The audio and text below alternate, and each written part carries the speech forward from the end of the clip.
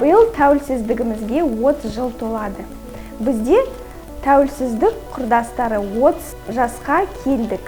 Егемендеп елге, дүниеге келгенімді тәуелсіздік құрдасы екенімді мақтан тұтамын.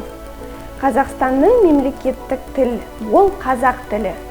Бұл туралы ата заңымда нақты жазылған тілімді дамыту үлкен жауапкершілікпен қауымыз керек.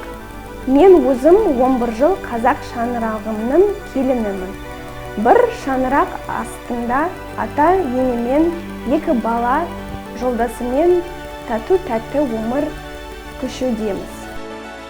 Отбасымда ортақ тілі ол қазақ тілі. Мен балалар жасөспірімдер спорт мектебінде жаттықтырушы болып жұмыс жасаймын. 2020 жылы өткен республикалық «Мен қазақша сөйлеймін» байқауына қатысып, жүлделі 2-ші орынға ие болдым.